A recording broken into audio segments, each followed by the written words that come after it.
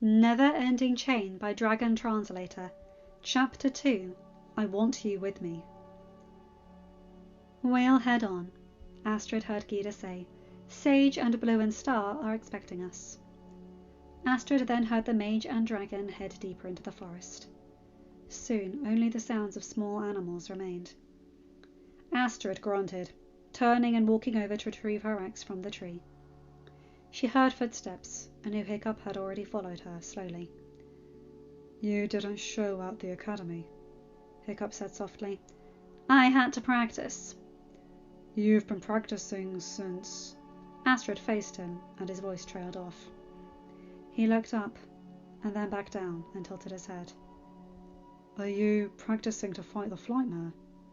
Astrid's eyes narrowed. "I will restore my family's honor." Hiccup's brow furrowed. "Do you trust me?" "What kind of a question is that? You know I do." Hiccup stepped closer and gently gripped her upper arms. "Sage found Toothless and I before we found you," he began. "The dragons call Arvendel's fire the ancestors' sky fire. The Flightmare that comes with it is hunting its food during the event.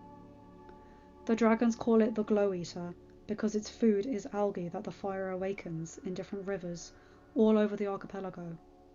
The algae glows." He paused.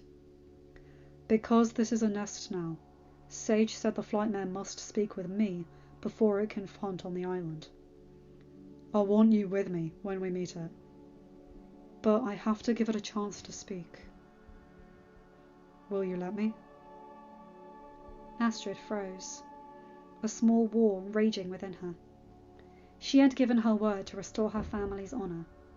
She trained every day for it.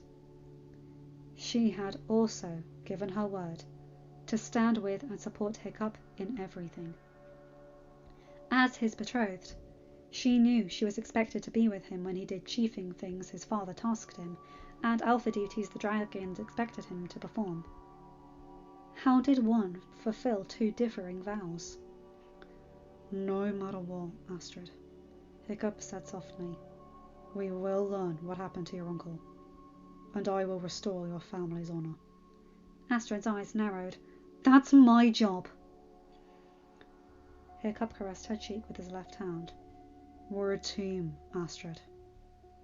You stand with me, and I stand with you." He paused and took a deep breath. "Sage warned me the Flightmare she had seen before used a paralyzing mist upon its rival for its glowing algae. I am going to ask this one if it used the same mist on your uncle before I decide whether or not to let it hunt on the island. If it did, I will tell everyone in the village that your uncle did not hesitate. I know the village probably won't take my word on most things, but they seem to look to me with any dragon-related thing now. I will make them listen to the truth of what happened." Astrid took a deep breath. If what Sage said was true, and the Flightmare did say it spit upon her uncle, that would clear him and restore her family name. Now she saw why Hiccup asked her to let him speak to the Flightmare instead of just attacking it. "Okay, Hiccup," she said, "but the village takes your word for things besides dragons," she said, knowing Hiccup still did not always notice the deference and trust the village gave him now. Hiccup rubbed the back of his neck with a look over to Toothless. "Would you like a flight, my lady?" he asked, looking back to her. Astrid frowned, knowing that he was diverting the topic because he still did not always see that the tribe accepted him. His past was not easily cast aside, but he was trying. She decided to give him the out he wanted. It would not do to push him to receive what was true now. "Sure, Hiccup." She paused, tilting her head. May I operate the tail fin?" she asked softly. She had wanted to learn since they finally told each other their feelings. With Stormfly still off with Windwalker, she and Hiccup often flew together upon Toothless's back. If she learnt to operate the tail fin, then she could sit in front, and Hiccup could hold her, instead of the usual her holding him. It surprised her how much she enjoyed it the first time he ever held her, and now she sought ways to make him hold her again. She was also practical. If something should ever happen to Hiccup, her knowledge would benefit things. Hiccup smiled. Of course, my lady. Oh, sure, don't ask the dragon the tailfin is attached to. Both Hiccup and Astrid snorted. They moved over to Toothless, and Astrid ran her fingertips along the top of the Night Fury's head. Can I operate your tailfin? She asked, grinning. Toothless chuckled. Sure, sister, he said, then nuzzled against her. I know humans view things differently than us dragons, but every dragon in the nest knows you are honourable and brave. Thank you, Toothless. Hiccup tilted his head. I'll secure your axe to Toothless's understrap, he said. Astrid frowned. Your shield's there, she said, though she hoped the reason for the switch had to do with them switching places in the saddle. I'll strap that to my back. That way you can sit in front and reach the pedal better. Toothless snorted. You just want to hold her, brother. And if I do? Hiccup asked, staring at his brother with a lifted eyebrow. Toothless grunted. Just don't do the suffocating lip thing on my back. That is all I ask. Astrid tilted her head. That sounds like a challenge.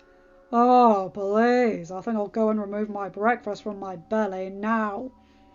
Astrid giggled, but handed Hiccup her axe. Toothless sat up, allowing Hiccup to access the understrap of his saddle rig. Hiccup unhooked the shield.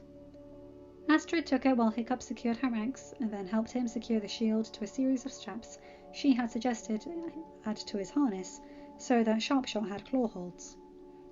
Toothless dropped back to all fours, and Astrid climbed into the saddle. Hiccup climbed up on behind her, reaching on either side of her, securing the tether lines.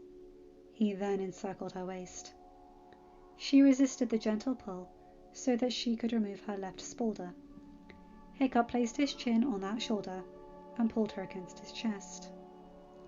He then began whispering instructions into her ear. She felt tingles cascade through her body, but listened as soon as Toothless was airborne and banked towards the village. End of chapter. Hi guys, I hope you guys all enjoyed that one and like this, because they're working as a team.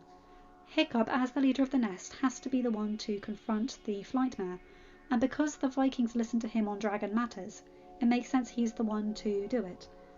But as Astrid is his future wife and future queen, it makes sense she'd be behind him, especially as this is such an important family matter for her.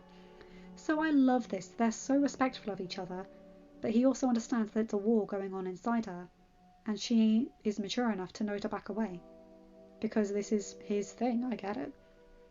Anyway, you guys know the drill. Like, comment and subscribe, and hit that bell to get notified for whenever I upload a new video. Have a good day, night, or whatever time zone you're in. Bye my guys, gals and non-binary pals. I'll see you in another video. Take care.